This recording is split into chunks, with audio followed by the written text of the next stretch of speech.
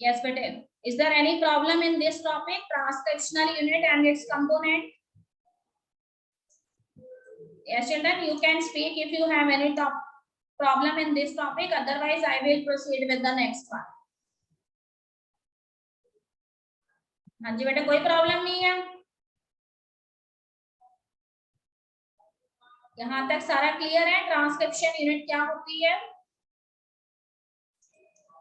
हाँ जी बेटे. दीक्षा, Diksha, my voice is audible?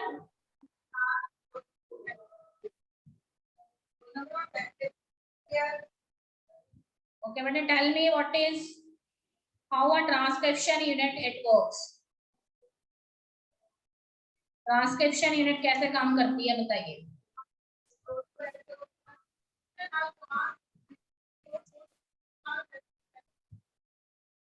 हाँ जी, speak loudly.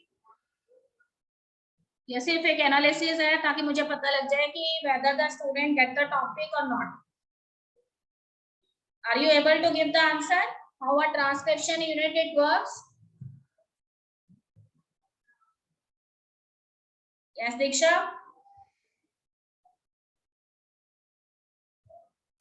Anybody else who want to speak? Harjot, आप बताइए. Harjot, unmute yourself. Yes, ma'am.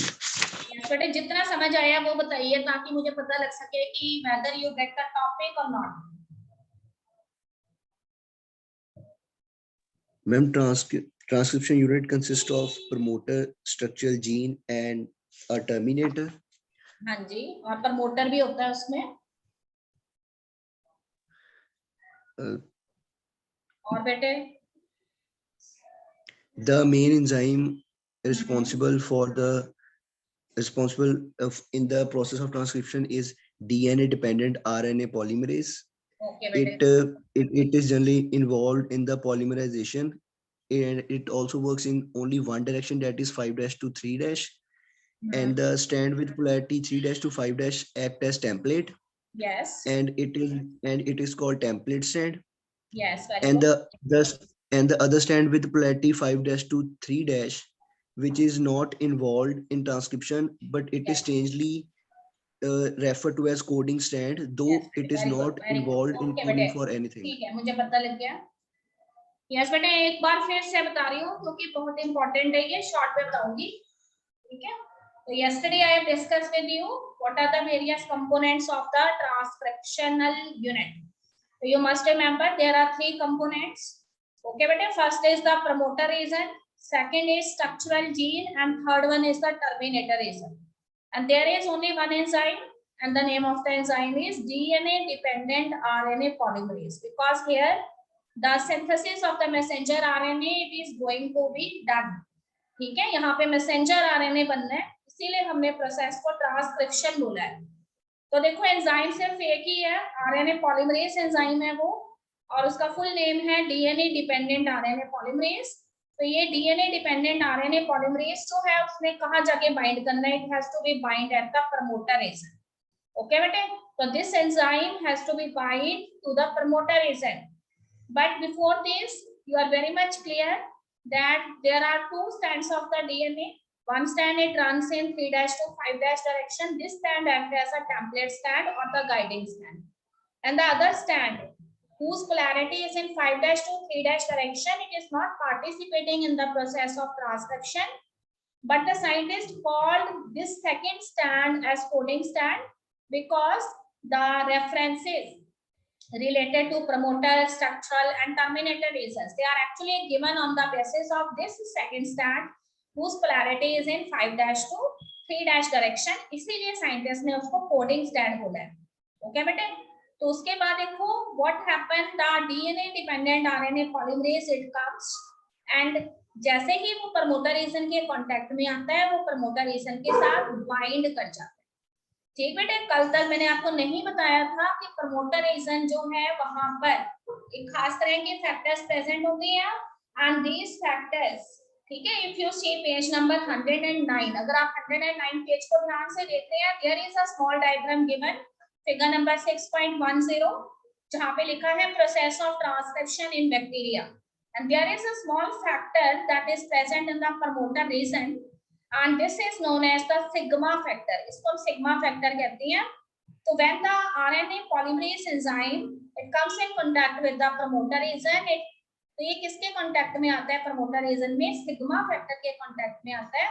और जैसे ही ये सिग्मा फैक्टर के कांटेक्ट में आता है उसके साथ बाइंड हो जाता है तो ट्रांसक्रिप्शन का जो प्रोसेस है इट इनिशिएट्स। ठीक बेटे, ट्रांसक्रिप्शन स्टार्ट हो जाता है, इसीलिए सिग्मा फैक्टर को यहाँ पे इनिशिएशन फैक्टर भी बोला गया है। Now what happen when the binding successful binding with the sigma factor takes place. ठीक है, आरएनए पॉलीमरेज की। तो ये आरएनए पॉलीमरेज क्या करता है? Pushes the structural gene, structural gene को पुश करते हैं। The structural gene it flanks, ठीक है, स्ट्रक्चरल जीन जो है वो आगे आगे मूव कर रही है and it is followed by the RNA polymerase enzyme. Okay बेटे, now what happen, RNA polymerase has to do its job. RNA polymerase का काम क्या है? RNA polymerase must have to read the nitrogenous bases that are present on the first strand, that is 3' to 5' strand। तो क्या करता है RNA polymerase? RNA polymerase 1,1 base को read करता जाता है। इफ एडेनिन इज देयर तो एडेनिन को यूरेसिल के साथ ज्वाइन कर देगा। ग्वानिन इज देयर, ग्वानिन को साइटोसिन के साथ, साइटोसिन है तो साइटोसिन को ग्वानिन के साथ। ओके बेटे, तो इस तरह से वो बेसिस ज्वाइन करता रहता है and what you see there is an extension of the daughter RNA molecule. Daughter RNA molecule जो है उसकी एक्सटेंशन होती जाती है and in this way messenger RNA जो है वो डेवलप होता जाता है। ठीक है, तो इमेजिन करिए कि this RNA polymerase enzyme it carries a strand of messenger RNA along with it. ये अपने साथ मैसेंजर आरएनए का जो नया स्ट्रैंड बन रहा है उसको लेते हुए जा रहे हैं और किसको फॉलो कर रहे हैं? Follow the structural gene. But what happen, the structural gene it finally reaches the termination region. कल मैंने आपको नहीं बताया था कि टर्मिनेटर रीजन पर भी एक टर्मिनेटर फैक्टर मौजूद होता है and that factor is known as the rho factor. ठीक है, ग्रीक लेटर रो जो फिजिक्स में आपने कई बार सुना है। So this factor is known as rho factor. So as soon as the structural chain it comes in contact with this rho factor that is present at the terminator region, then the structural chain it gets an information or message related with the seeds of the transcription. तो ये क्या करते हैं, जो पीछे RNA polymerase आ रहा होता है ना उसको इन्फॉर्म करते हैं कि now this is the time to stop the process of transcription. तो उसके बाद जैसे ही RNA polymerase it get this message, then what happen, the RNA polymerase it leave the messenger RNA strand. ठीक है, जितना उसने मैसेंजर आरएनए स्ट्रैंड बनाया उसको वो छोड़ देता है and this free messenger RNA is known as the nascent RNA. ठीक है बेटे, इसको नेसेंट आरएनए कहते हैं and now what happen, the RNA polymerase enzyme it gets free हो जाता है। पर एक बहुत ही स्पेशल चीज जो मैंने आपको बताई थी कि अभी तक तो फर्स्ट स्टैंड जिसकी पोलैरिटी 3' to 5' डायरेक्शन में थी it is act as a template stand. पर जब आरएनए पॉलीमरेज कहां पहुंच जाएगा? लास्ट में पहुंच जाएगा टर्मिनेटर रीजन में और स्टॉप कर देगा ट्रांसक्रिप्शन के प्रोसेस को, तो वो फर्स्ट स्टैंड से जंप करके सेकंड वाले पे आ जाता है। ओके बेटे, तो देखो सेकंड स्टैंड जो है उसके लास्ट वाले एंड पे हमने क्या लिखा हुआ है? 3' लिखा है, क्योंकि इसकी पोलैरिटी 5' से 3' डायरेक्शन में थी, तो इसका मतलब उसका फर्स्ट एंड 5' था और लास्ट एंड उसका कौन सा था? 3' एंड था। तो फिर वो वहां से फर्स्ट एंड से जंप करके सेकंड पे जब आ गया तो इसका मतलब आपको पता है कि प्रमोटर रीजन जो है वो हमेशा जो है वो 5' एंड पे प्रेजेंट होता है। तो देखो अब नीचे वाला जो स्टैंड है it act as the template stand and the stand which is above that stand now it behave as a coding stand and you have to give the reference according to the coding stand only. So if I am saying that the promoter region is present according to the coding stand on the 5' end then this means I am absolutely right. ठीक, तो वहां पे अब promoter reason बन जाएगा। उसके बाद फिर से वही होगा जो पहले होता आ रहा है।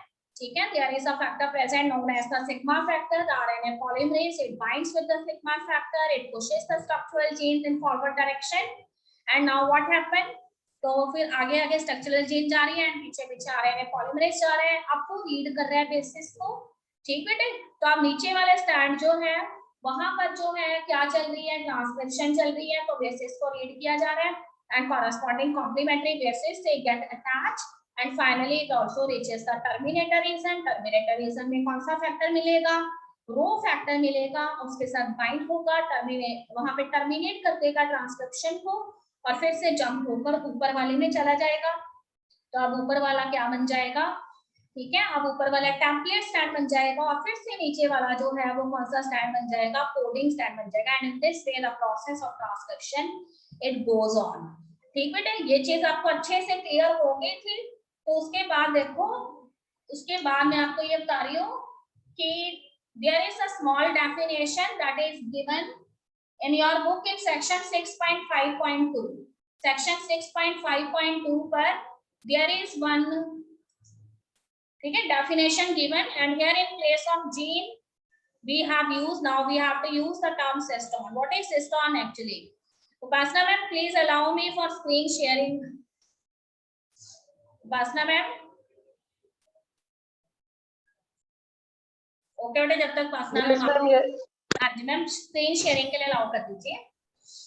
ओके बेटा, लिसन टू मी केयरफुली। तो earlier we use the term gene, ठीक है, पहले हम जीन्स वर्ड यूज करते थे and there is an imagination in your mind that these genes are actually present on the DNA strands. Ma'am आप कर सकते हो राजवंत मैम?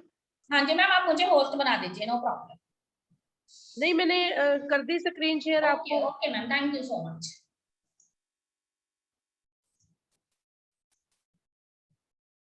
यस चिल्ड्रन, ठीक है बेटा, ये वाले नोट्स मैंने आपको सेंड किए हुए हैं, आपने देखे भी होंगे। तो बहुत ही ब्रीफ में लिखा है यहाँ पे ट्रांसक्रिप्शन के बारे में, ठीक है। तो थोड़ा सा आगे बढ़ने से पहले देखो, ये छोटा सा टॉपिक है जीन एंड सिस्टोन क्या होते हैं, ठीक है। तो earlier there is one imagination in your mind that gene are something that is attached on the DNA strand, but now we have to revise the definition, ठीक है। Instead of using the term genes, here we are using the term cystone. So what is cystone actually? Cystone या gene जो है वो एक ही चीज है, but here we are not going to tell you that something is attached on the DNA strand. Instead of that, you must have to take it in your mind कि there is a segment of the DNA itself, or you can say it is the part of the DNA strand itself which is behaving for some polypeptide, and polypeptide word here stands for proteins. तो देखो हिंदी में बता रही हूँ मैं आपको, ये कह रही हूँ कि डीएनए का ही कुछ पार्ट जो प्रोटीन्स के लिए कोड करता है वही एक्चुअली क्या है? जीन है, और वही एक्चुअली क्या है? सिस्टोन है।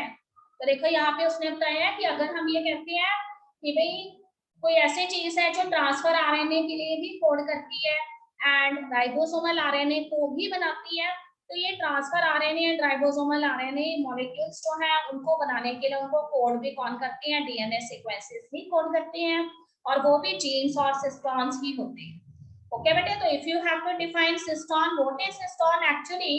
तो cistron is a segment of DNA that contains the genetic code for a single polypeptide, ठीक है। डीएनए की वो सेगमेंट जो कि कहता है कि क्या रखती है? जेनेटिक कोड रखती है। तो कल मैंने आपको बताया था कि genetic code is actually the triplet of the nitrogenous basis, ठीक है। तो नाइट्रोजीनियस बेसिस जो है वो तीन तीन के जोड़ों की फॉर्म में अपने आप को अरेंज कर लेते हैं, ग्रुप्स की फॉर्म में अरेंज कर लेते हैं, और 3 नाइट्रोजीनियस बेसिस के ग्रुप को हम 1 कोडॉन मानते हैं, and 1 codon always code for 1 amino acid, ठीक है। And if so many amino acids they get attached, what they form protein. तो वही लिखा है हमने यहाँ पर, segment of DNA that contains the genetic code means triplet of bases, and the code for a single polypeptide means protein, so it is known as cystone.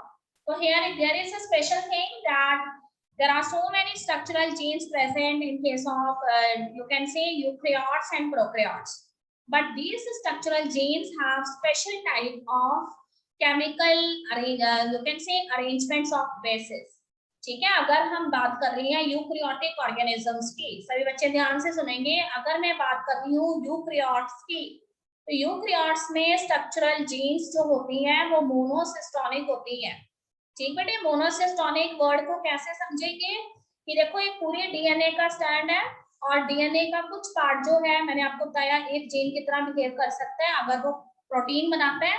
तो मैं imagine करूँ कि if I am here see the DNA of a eukaryote, then there is a long strand of the DNA, and there is a small segment of that DNA which is code for one protein in case of eukaryotes.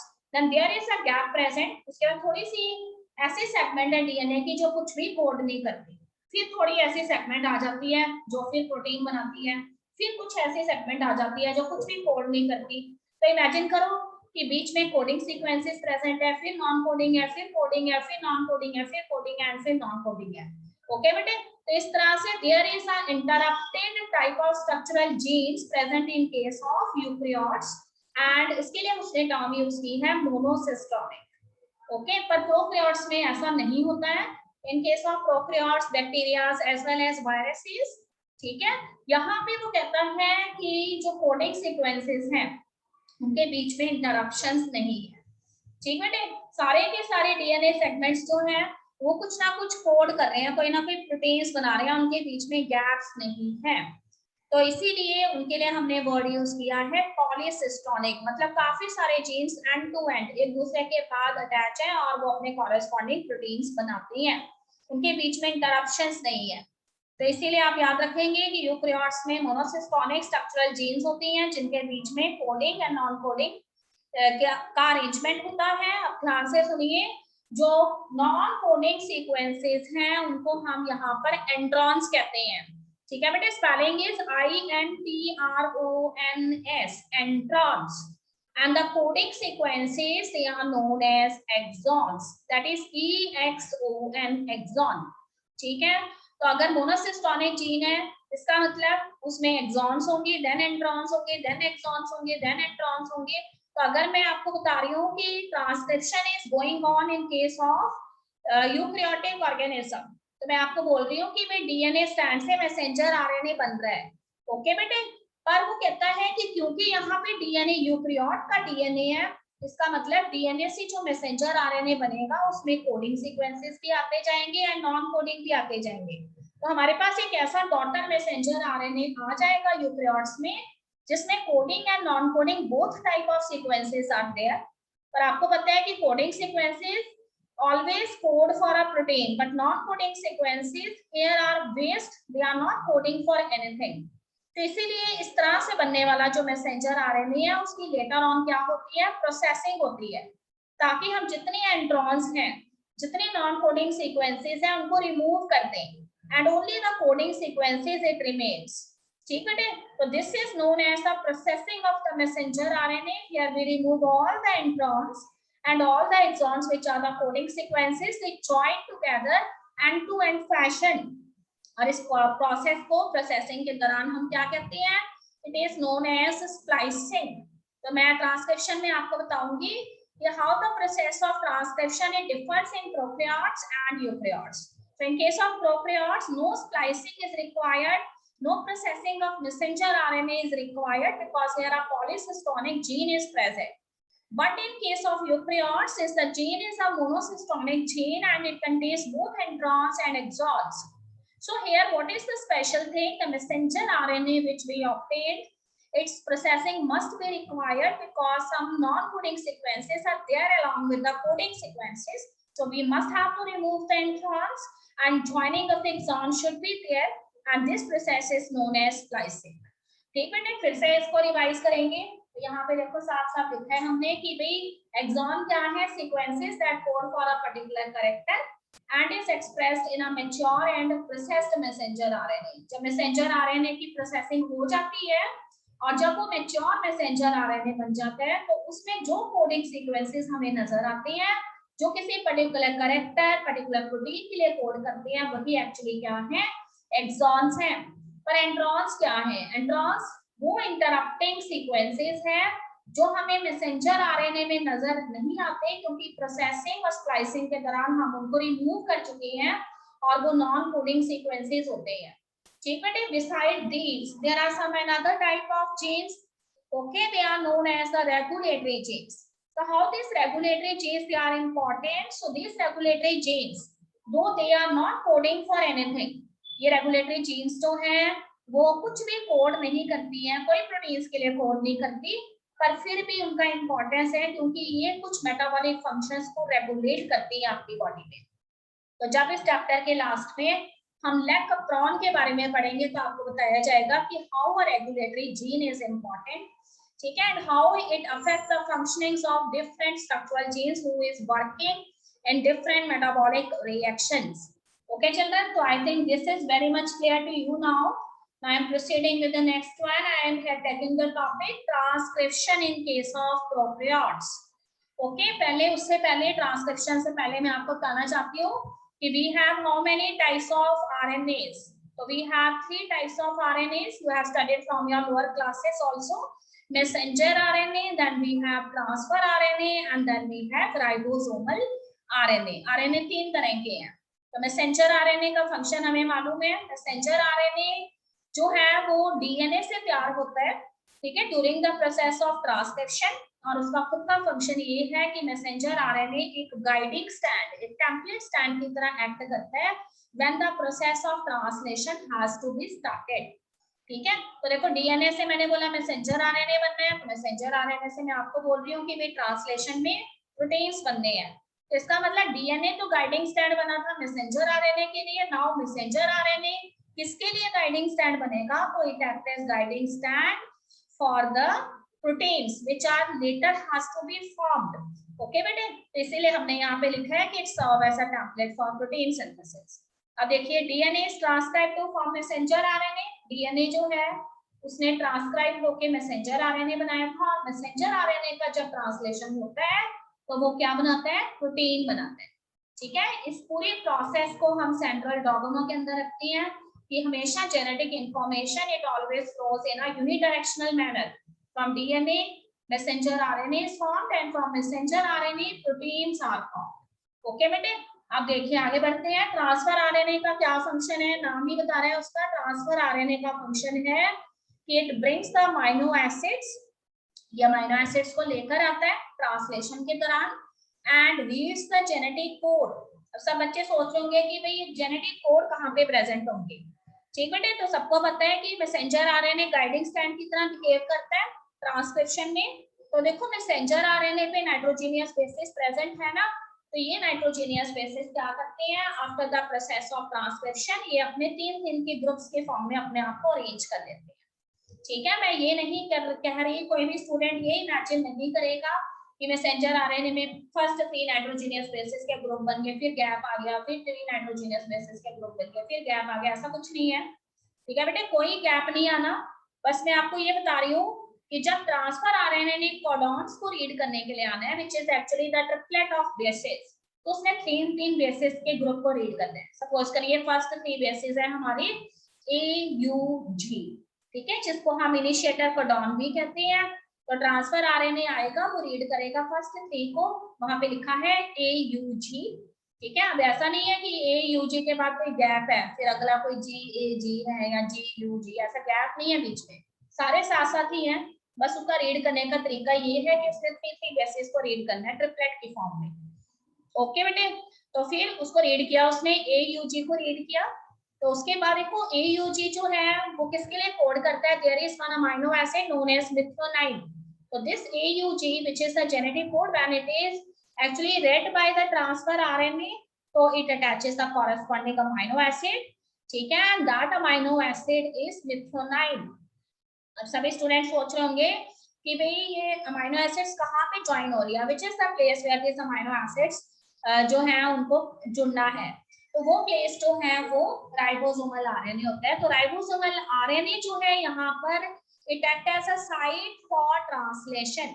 Okay बेटे, तो ribosomal RNA if you remember the concept which we have studied in that chapter, I think cell वाला जो chapter था, ठीक है, cell वाला ही chapter था, cell as a unit of life. तो हियर यू हैव स्टडीड, ठीक है, कि राइबोसोम्स जो है यूकैरियोट्स एंड प्रोकैरियोट्स में 2 सब यूनिट से मिलकर बने हुए होते हैं. ठीक है, वन इज द लार्जर सब unit and other is the smaller सब यूनिट. तो देखो बेटे लार्जर सब यूनिट जो है उसका फंक्शन ये है कि वो ट्रांसफर आरएनए सप्लाई करती है. और आपको ट्रांसफर आरएनए का फंक्शन मालूम है कि this transfer RNA is actually doing 2 jobs. One, it read the genetic code and then it bring the corresponding amino acid. So this, all of these things, they happen in the larger subunit of the ribosomal RNA. But what is the function of the smaller subunit? तो smaller सब unit जो है ribosome की, वो क्या करती है, वो टेम्पलेट आरएनए, जो मैसेंजर आरएनए है, जो यहाँ पे टेम्पलेट आरएनए की तरह बिहेव कर रहा है, जिसके ऊपर वो कोडॉन्स मौजूद हैं, जिसको ट्रांसफर आरएनए रीड करें, उसको होल्ड करके रखते हैं, पकड़ के रखती है। ठीक है, तो याद रखिएगा कि स्मॉलर सब यूनिट जो है वो मैसेंजर आरएनए को होल्ड करके रखती है, एंड लार्जर सब यूनिट जो है वो दो चीजें करती है, ट्रांसफर आरएनए भेजती है, वो क्या करते हैं, जेनेटिक कोड्स को रीड करती है, और उसके बाद वहां पे अमीनो एसिड्स भी पड़ी होती हैं, और जो कोडॉन ट्रांसफर आरएनए ने रीड किया उसके अकॉर्डिंग वो अमीनो एसिड्स अटैच करता जाता है। ओके बेटे, इस तरह से अमीनो एसिड्स की एक लंबी चेन जो है वो बनती रहती है। Can you tell me how one amino acid it get attached with the other, what kind of bond develops between them? Yes children, अगर एक अमीनो एसिड ने दूसरे अमीनो एसिड के साथ ज्वाइन होना है और प्रोटीन बनाना है, बताइए कौन सा बॉन्ड उसमें प्रेजेंट होगा दोनों अमीनो एसिड्स के बीच में? Peptide bond. Yes, peptide bond is present. ठीक है, हमेशा याद रखेंगे अगर कोई जो है कार्बोहाइड्रेट्स के मोनोमर्स ज्वाइन हो रहे हैं तो बॉन्ड ग्लाइकोसिडिक होगा, अगर न्यूक्लिक एसिड्स के न्यूक्लियोटाइड्स ज्वाइन हो रहे हैं तो बॉन्ड फॉस्फोडाइएस्टर होगा, अगर अमीनो एसिड्स ज्वाइन होकर प्रोटीन बना रही हैं तो हमेशा बॉन्ड पेप्टाइड बॉन्ड होगा। ओके बेटे, तो इस तरह से वो कहते हैं कि लार्जर सब यूनिट जो है उस पे दो प्लेसेस हैं। ठीक है, अभी नहीं बताऊंगी, सारी चीजें एक साथ गड़बड़ सी हो जानी है, तो याद रखिए कि लार्जर सब यूनिट में अंदर उसके टू प्लेसेस हैं, S unit and P unit. ठीक है, तो एक जगह ऐसी होती है जो टेम्परेरी है, एक जगह ऐसी है जो परमानेंट है। तो ट्रांसफर आरएनए आता है, जेनेटिक कोड्स को रीड करता है, जिसे स्मॉलर सब यूनिट ने होल्ड किया हुआ है मैसेंजर आरएनए पे। सपोज उसने रीड किया AUG, ठीक है, अब उसने लार्जर सब यूनिट में उसके पास बहुत सारी अमीनो एसिड्स हैं, उसको पता लग गया कि AUG वाली अमीनो एसिड कौन सी है, मिथ्योनाइन है, उसको उठाया और उसको उसने क्या किया है, जो फर्स्ट वाली साइट है जिसे साइट 1 बोल रही हूँ मैं, वहां पर उसने उसको मिथ्योनाइन को अटैच कर दिया। ठीक बेटे, उसके बाद वो कहते हैं कि उसी के साथ एक एडजेसेंट साइट भी है। तो इमेजिन करो कि लार्जर सब यूनिट आपके माइंड में आ रही है, उसमें दो प्लेसेस हैं, first place on the right hand side और उसी के साथ लेफ्ट हैंड साइड पे दूसरा प्लेस है। तो मैंने आपको बोला है transfer RNA, first transfer RNA आया, उसने मैसेंजर आरएनए को विजिट किया और उसको AUG मिल गया, और AUG कोडॉन जो है वो इनिशिएटर कोडॉन है, उसको रीड किया। ठीक है बेटे, तो कौन सी अमीनो एसिड अटैच की, मिथ्योनाइन अटैच की, तो उसको उसने साइट 1 जो है उसके ऊपर रख दिया। अब वो कहता है कि मिथ्योनाइन जो है उसको रीड करके फर्स्ट ट्रांसफर आरएनए चला गया है। ओके, अब नेक्स्ट ट्रांसफर आरएनए आएगा, तो नेक्स्ट ट्रांसफर आरएनए आया, उसने भी वही किया, it visit the messenger RNA, it find out the next codon which is next to AUG and उसको पता लगा कि next codon is GAG। ठीक है बेटे, तो GAG के कॉरेस्पॉन्डिंग अमीनो एसिड्स उसने मिथ्योनाइन के ऊपर अटैच करवा दी। तो देखो एक मिथ्योनाइन है, एक उसके साथ वाली दूसरी अमीनो एसिड है, तो कुछ भी हो सकती है, it may be lysine, it may be something else. तो दोनों amino acids when they come in contact with each other, ठीक है, kind of attraction develops between them, the removal of the water molecule takes place, ठीक है, from the corresponding substituents that is NH2 and COOH, उसमें से water molecule remove हो गया and methionine it gets attached with lysine और arginine whatever. Okay बेटे, अब मैं आपको ये बताना चाहती हूँ कि जो सेकंड प्लेस था जो राइट हैंड साइड पर है लार्जर सब यूनिट के, ठीक है, वहां पे दो अमीनो एसिड्स जो हैं वो आ गई है, एक चेन बनती जा रही है। तो अगर आप ये वाला डायग्राम देख रहे हो जो पेज नंबर 115 पर है, देखो बेटे ये जहाँ पे ट्रांसलेशन का दिखाया गया, तो उसमें आपको एक साइड पे चेन लंबी होते नजर आ रही है एंड दूसरी साइड आपको खाली नजर आ रही है। तो खाली वाली जो आपको साइड नजर आ रही है ना, उस पे आपने ये देखना है कि जब दो अमीनो एसिड्स जो है वो अटैच हो जाती हैं तो वो दो अमीनो एसिड्स फिर सेकंड प्लेस से फर्स्ट वाली प्लेस पे शिफ्ट हो जाती है और सेकंड प्लेस फिर खाली हो जाती है अगेन। तो इसका मतलब जो राइट हैंड साइड पे प्लेस था, साइड थी, वो कैसी साइट है, टेम्परेरी साइट है, वहां पे कुछ समय के लिए ट्रांसफर आरएनए आती है, अमीनो एसिड्स जो है उनको लेकर आते हैं और उसको फिर फर्स्ट वाले साइड पे अटैच होने के लिए भेज देते हैं। तो फर्स्ट साइड पे आपको लंबी होते हुए नजर आ जाएगी अमीनो एसिड्स की चेन। ठीक है, तो एक को उसने एस साइट बोला है, एक को उसने पी साइट बोला है। तो इमेजिन कर लो कि भाई एस साइट टेम्परेरी साइट है and P site permanent site है, और जब काफी सारे अमीनो एसिड्स से गेट अटैच तो फिर एक प्रोटीन जो है वो तैयार हो जाता है। एक चीज याद रखिएगा कि एक ही ट्रांसफर आरएनए सारे कोडॉन्स को रीड नहीं करता। मैंने आपको अगेन एंड अगेन बोला है कि फर्स्ट ट्रांसफर आरएनए आता है जो इनिशिएटेड ट्रांसफर आरएनए है, और सबसे पहले वो मैसेंजर आरएनए को विजिट करते हैं, वहां पे फाइंड आउट करने की कोशिश करता है स्टार्ट कोडॉन को। तो start codon here is AUG। तो जैसे ही उसको इनिशिएटर कोडॉन स्टार्ट कोडॉन मिल जाता है, it initiate the process and then it comes on the first place which is the S site, remain there and find out the methionine amino acid. As soon as it get the methionine, तो methionine को वहां पे पकड़े रखता है। तब तक दूसरा ट्रांसफर आरएनए आ जाता है, तो उसको पहले वाले को अपनी जगह छोड़ के साथ वाली पे जाना पड़ता है, और दूसरा ट्रांसफर आरएनए अगले कोडॉन को रीड करता है, उसको पता लगता है कि अगला कोडॉन इज GAG, तो उसके कॉरेस्पॉन्डिंग अमाइनो एसिड वो उठा लेता है, और वो सेकंड प्लेस जो है वहां से तब तक बैठा रहता है जब तक कि थर्ड ट्रांसफर आरएनए नहीं आता। तो जैसे ही थर्ड ट्रांसफर आरएनए आता है तो फिर उसको जो उसका एडजेसेंट प्लेस है वहां जाना पड़ता है, और फर्स्ट वाले को वो वहां से हटा देता है और उसकी अमाइनो एसिड भी ले लेता है। तो फर्स्ट वाले की अमाइनो एसिड मिथ्योनाइन थी। अब इमेजिन करिए कि सेकंड ट्रांसफर आरएनए मिथ्योनाइन और उसकी जो अपनी अमाइनो एसिड है उनको लेके बैठा हुआ है, तो चेन जो है वो 2 अमाइनो एसिड वाली बन गई है।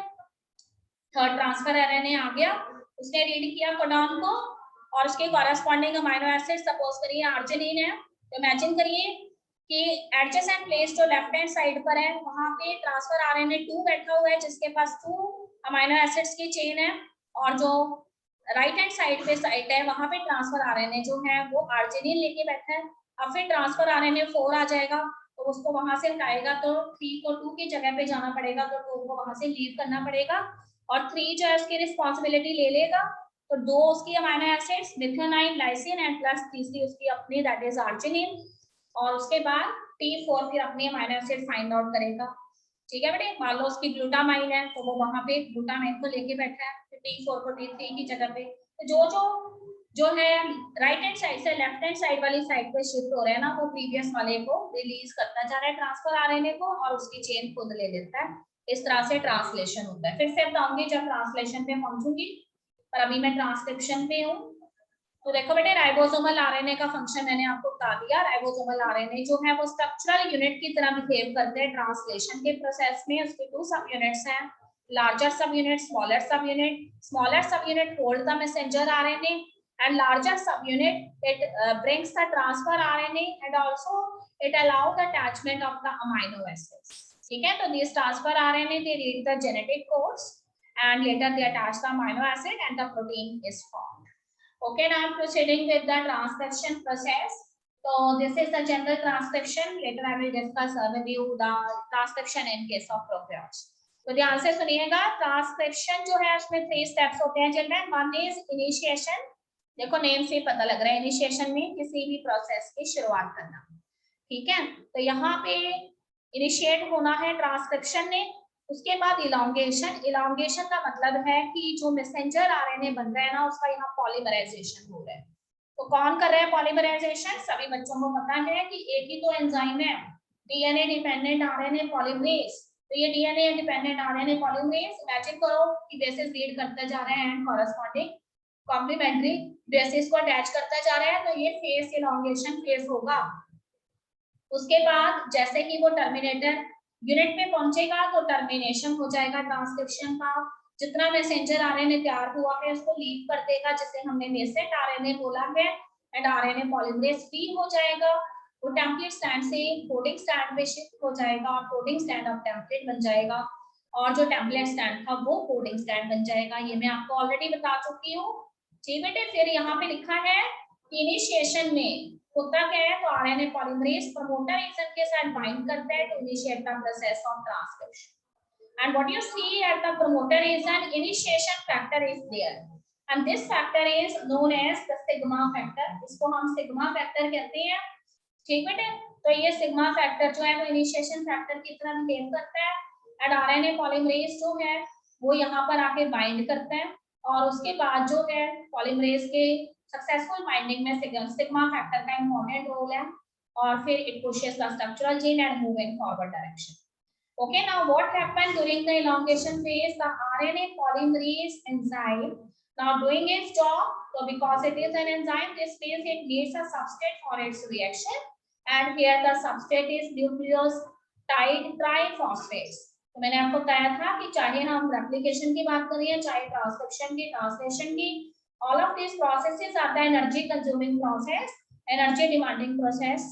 तो इसीलिए वो एनर्जी जो प्रोसेस को चाहिए वो यहाँ पे ट्राइफॉस्फेट बॉन्ड्स देंगे, जिसमें काफी ज्यादा अमाउंट में एनर्जी है, जैसे एटीपीज में होती है। ठीक है, तो इमेजिन करो कि आरएनए पॉलीमरेज एंजाइम अपने सबस्ट्रेट को यूज करता जा रहा है, न्यूक्लियोसाइड ट्राइफॉस्फेट्स को, और पॉलीमराइजेशन करता जा रहा है, लीड कर रहा है बेसिस को, कॉम्प्लीमेंट्री बेसिस अटैच करता जा रहा है। ओके बेटे, फिर उसके बाद थर्ड फेज पे पहुंच जाएंगे, which is known as termination. तो टर्मिनेशन में what they find the termination factor. ठीक है, this termination factor is rho. तो यहाँ पे देखो P लिखा है, ये रो मुझे मिला नहीं यहाँ कीबोर्ड में, तो इसलिए मैं लिख नहीं पाई हूँ, वैसे ये रो है। ठीक है, तो यहाँ पर जो है रो फैक्टर के कांटेक्ट में आएगा, और जैसे ही रो फैक्टर के कांटेक्ट में आएगा तो एक मैसेज उसको कन्वे होगा कि now we have to stop the process of transcription. तो यहाँ पे ट्रांसक्रिप्शन टर्मिनेट हो जाएगा, the RNA polymerase it gets separated, because you know that enzyme जो है वो केमिकल रिएक्शन में पार्टिसिपेट करते हैं, but they are not used up in the chemical reaction. After doing that chemical reaction they get free, they only convert the reactants into products only. Okay, तो now nascent RNA अलग हो गया है and RNA polymerase फिर से free हो गया नई रिएक्शन कैटलाइज करने के लिए। ओके बेटे, तो nascent RNA falls off and now अब क्या होगा, this RNA polymerase it jump on the coding stand। ठीक है, जिसको हमने 5' to 3' डायरेक्शन वाले स्टैंड को कोडिंग स्टैंड कहा था, अब वो क्या बन जाएगा, टेम्पलेट स्टैंड, और ऊपर वाला जो टेम्पलेट स्टैंड था वो कोडिंग स्टैंड बन जाएगा, और सेम प्रोसेस फिर से रिपीट होगा। ओके चिल्ड्रन, अब यहाँ पे देखिए ये डायग्राम, जब भी हमें क्वेश्चन आते हैं you have to describe the process of transcription in case of prokaryotes, तो ये डायग्राम हम बनाएंगे, इसमें वो सारी चीजें दी हैं जो मैंने अभी आपको समझाई। ठीक है, तो this much you have to